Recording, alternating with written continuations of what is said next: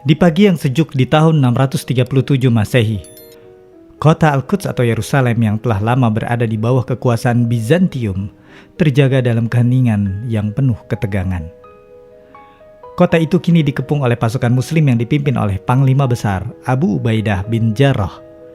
Namun, bukan ketakutan yang mendominasi hati para penduduk kota, melainkan rasa penasaran.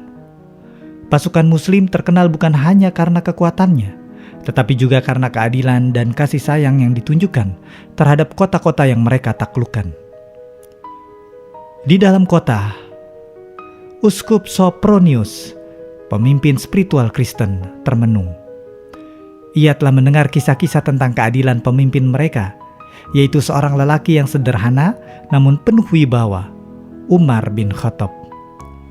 Dengan hati berat, Uskup Sopronius akhirnya mengirim pesan kepada kaum muslimin bahwa ia hanya akan menyerahkan kunci kota Al-Quds atau Yerusalem kepada Umar bin Khattab sendiri. Ketika pesan itu tiba di Madinah, Khalifah Umar bin Khattab menerima kabar tersebut dengan tenang. Tanpa berlama-lama, ia memutuskan untuk berangkat ke Al-Quds, bukan dengan iring-iringan megah, tetapi hanya dengan seorang pelayan dan seekor unta. Mereka bergantian menunggangi unta, menunjukkan betapa Umar menghormati kesetaraan manusia. Di sepanjang perjalanan, Umar bin Khattab menolak kemewahan dan tetap setia pada kesederhanaan hidupnya.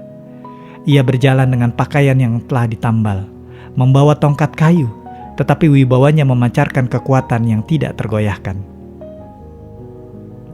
Ketika Umar tiba di dekat Al-Quds atau Yerusalem, penduduk kota berkerumun di sekitar tembok. Ia ingin menyaksikan seperti apa sosok seorang pemimpin yang begitu ditakuti tetapi juga dihormati itu. Dari kejauhan, mereka melihat seorang lelaki yang tampak lebih seperti rakyat jelata dibandingkan seorang raja. Kakinya berdebu dan pakaiannya sangat sederhana, tetapi wajahnya memancarkan ketenangan yang membuat orang terdiam 1000 bahasa. Uskup Sopronius yang awalnya ragu, terkejut melihat sosok Umar. Inikah pemimpin yang mengguncang dua kekaisaran besar, Persia dan Romawi? Fikirnya. Namun, saat Umar berbicara, keraguan itu lenyap. Dengan suara tegas dan lembut, Umar berkata, "Kami tidak datang untuk menaklukkan, tetapi untuk membawa keadilan dan membebaskan tanah ini dari penindasan." Sopronius menyerahkan kunci kota kepada Umar dengan penuh rasa hormat. Tidak ada kekerasan, tidak ada pertumpahan darah.